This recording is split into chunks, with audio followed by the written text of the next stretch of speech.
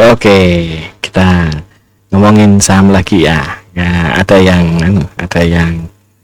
ya cukup banyak juga yang nanyain itu ngitung ngitung datanya transaksi gimana, dapatnya dari mana gitu ya. Oke, sekarang pembahasannya ngomongin saham adalah tentang data transaksi harian.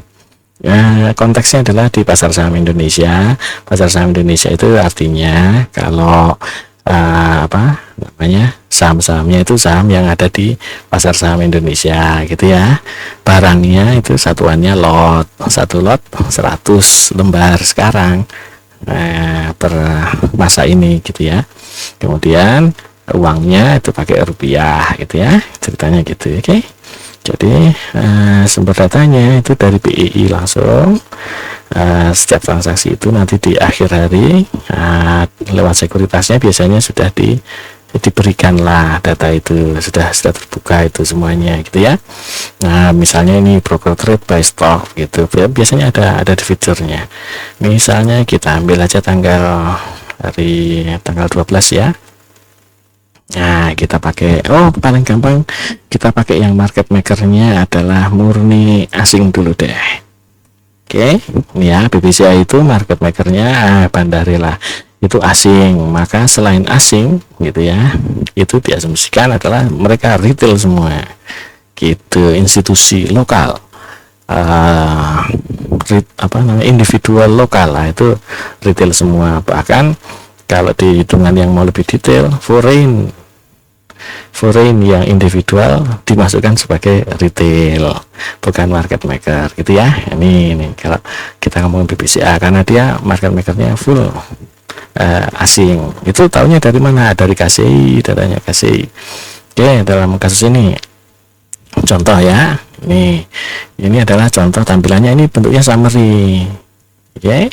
Jadi yang dikatakan foreign melakukan net buy atau net sell ya kan, itu mau pakai, karena ini BCA ya, karena ini BCA itu kita mau pakai di sisinya summary sini, it's okay, nggak masalah. Tapi kalau mau lebih detailnya adalah foreignnya, transaksinya ada buy ada sell, nanti akan ada netnya oleh si foreign. Ini kalau ditotalin maka nanti akan jadi foreign buy, foreign sell, maka ada foreign net buy atau net sell gitu ya, ceritanya gitu. Di domestiknya nanti juga akan ada tuh. Oke, ini misalnya KZ, mana KZ tadi?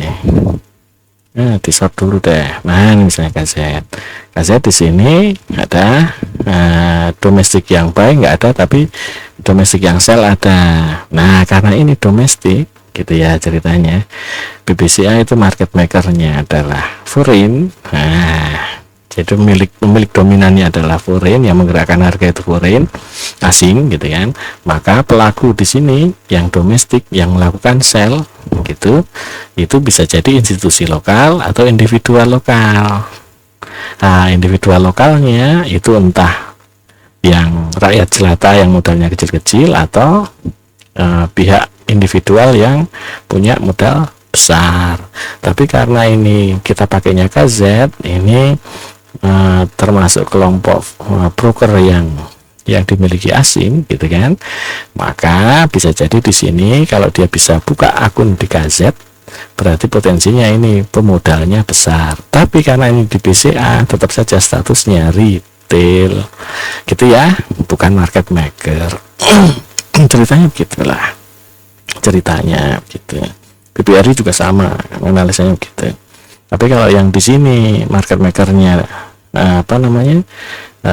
domestik gitu, saham-saham yang dibandari oleh orang lokal, nah itu nanti tinggal disesuaikan saja gitu ya ceritanya. Tapi data yang pokok adalah BI sudah memberikan data yang relatif lengkap, ada foreign, ada domestik, itu pelakunya, transaksinya adalah buy dan sell, dan di pasar reguler nih, RG ini reguler, itu transaksinya selalu berlaku ada uang ada barang, lu kasih duitnya saya kasih barangnya gitu ya. Oke, gitu ceritanya. Jadi pasti net di setiap transaksi itu saya yang lepas duit, berarti yang punya barang harus ngelepas barangnya gitu ya. gitu. Oke lah, kita rumuskan di sini data dari BEI. Data BEI itu berisi satu pelaku dikelompokkan sebagai F atau foreign gitu ya, dan D atau domestik. Jadi pengelompokannya hanya ada itu. Nah, foreign ada institusi, ada individual, domestik juga ada institusi, ada individual. Institusi pun nanti akan macam-macam, ada investment bank, ada sekuritas, ada dana pensiun, macam-macam.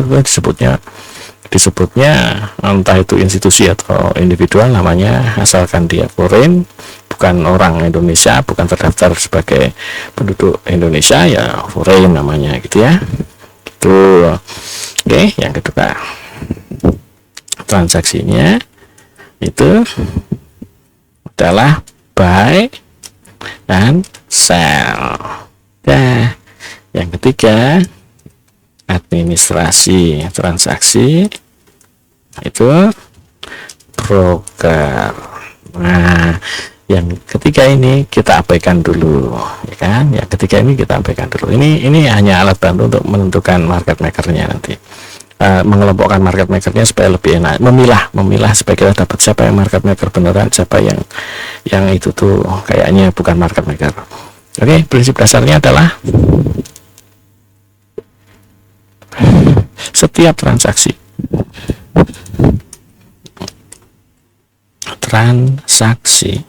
itu punya prinsipnya, ada uang maka ada barang gitu ya. Maka saya bisa ngomongnya gini, jika ada transaksi buy artinya uangnya keluar, barangnya dapat barang. Oke, gitu. Kalau sell, wah ininya saya geser dah ya, taruh sini aja ya. Nah gitu. Kalau sell ini barangnya keluar, dapat uang gitu. Nah, pada kasus ini pada pembahasan ini ya, pada pembahasan ini nih saya mau tulis di sini pasar saham Indonesia gitu ya, dari sisi barang. Satuan adalah lot. Satu lot sama dengan 100 lembar. Gitu. Ya, ini konteksnya itu.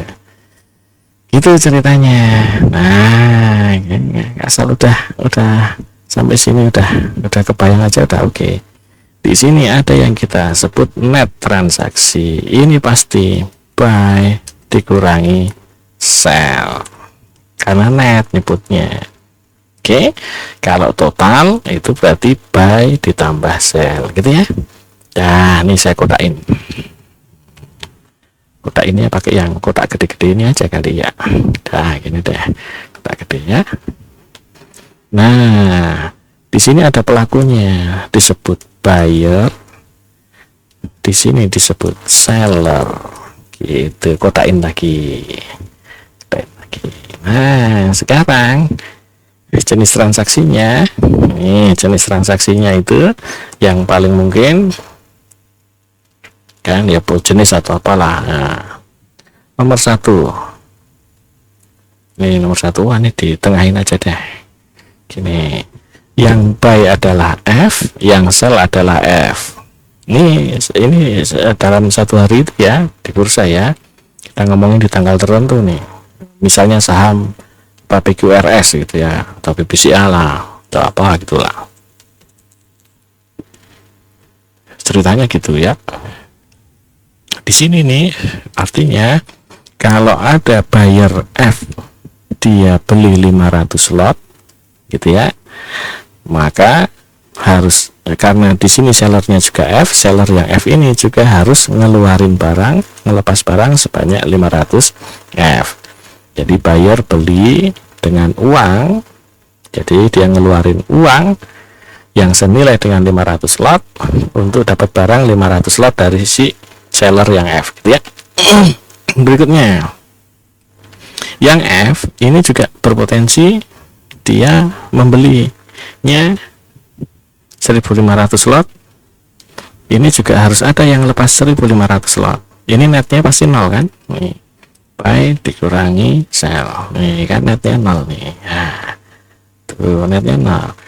Ini tapi yang jual domestik, gitu ya, entah cut loss entah profit taking, seralah, nyamannya nyebutnya lah. Yang jelas kalau jualnya posisi rugi namanya cut loss, itu aja. Posisi untung ya namanya profit taking, kan gitu aja kan. Yang sell dari sisi sell itu kan. Nah, kemudian ada buyer yang D, ini kan nomor 2, sekarang nomor 3. Bayarnya D, yang jualan F, misalnya 700 lot, gitu ya. Pasti ada yang jual 700 lot, itu ternyata F. F-nya siapa yang nggak tahu, misalnya Mr. John atau Mr. apa, nggak penting, pokoknya udah tahunya itu F, gitu aja. Gitu ya, nggak penting itu si siapanya, nggak penting. Ini yang beli siapa, Suparman po, Pak Iman po, Pak Sopo, nggak penting, pokoknya itu D, gitu aja ya. Nah, yang berikutnya adalah bayarnya D, tapi yang jual juga D, gitu kan. Misalnya ini 2.300, ini juga 2.300, misal aja, misal ini netnya pasti 0. Itu, ini transaksi yang terjadi di setiap detiknya, di masa market buka. Nah, dari data ini kemudian dirangkum oleh BEI. Dirangkum oleh BEI itu ada F dan ada D. Oke, ada sisi buy, ada sisi sell. Di sini juga ada F, di sini ada D. Oke, gitu ceritanya. Nah, di sini yang total F-nya melakukan buy sebanyak ini, gitu. Aduh, mana nih? Wah, berat lagi Excel zaman saya gini. Sum if. Nah, itu ini sum if-nya 2.000, yang ini berapa? 3.000. Oke, itu ya. Nah, di sisi sell, nah di sisi sell-nya adalah ini, yang sellernya adalah ini. Oke, jadi F melakukan sell sebanyak 1.200 lot, F melakukan buy sebanyak 2.000 lot, D melakukan buy 3.000 lot, D melakukan sell 3.800 lot. Itulah data ini F buy, ini misalnya di AK misalnya, atau ini dijumlahin semua, jumlahin semua totalannya itu ini. Oke, F yang sell ini kalau dijumlahin semua atau salah satu, dah kita ngelihat AK doang atau ngelihat KZ doang, gitu ya. Angka ini itu ini, gitu ya. Yang 3.000 itu berarti ada di tabnya domestik. Yang buy, misalnya apa, MG ini misalnya, gitu ya. Itu nih, yang sell adalah ini, gitu ya. Udah totalannya, udah nih totalannya. Pasti kan akan ngitung net ya. Net adalah F min buy min sell, gitu, buy min sell. Maka kita akan dapat begitu, gitu kan ya. Oke, ceritanya kan gitu ya. Oke, ini ceritanya gitu. Jadi artinya di sini yang F melakukan net buy. Jadi kalau net di sini tandanya plus itu adalah net buy, kalau min itu net sell. Nah, gitu. Nah, sampai di sini kita bisa tahu bahwa kesimpulannya jika net foreign buy itu sama dengan net domestic sell.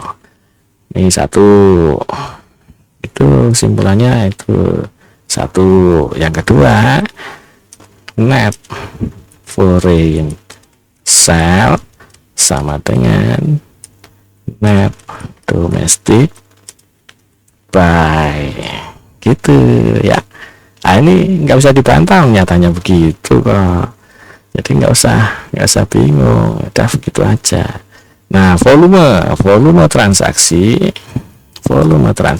itu nggak memperdulikan buy atau sell, itu sell negatif, buy-nya positif, nggak gitu. Pokoknya ditambahkan saja volume transaksinya, ini tambah ini. Itu ya, kalau volume transaksi itu rumusnya buy plus sell. Gitu kan ceritanya, ya nggak? Itu ini jumlah, ini tinggal di copy saja. Gitu, oke. Nah, ini yang mesti totalnya sama, 10.000 sama 10.000, oke. Gitu ceritanya, ya kan. Nah, sekarang volume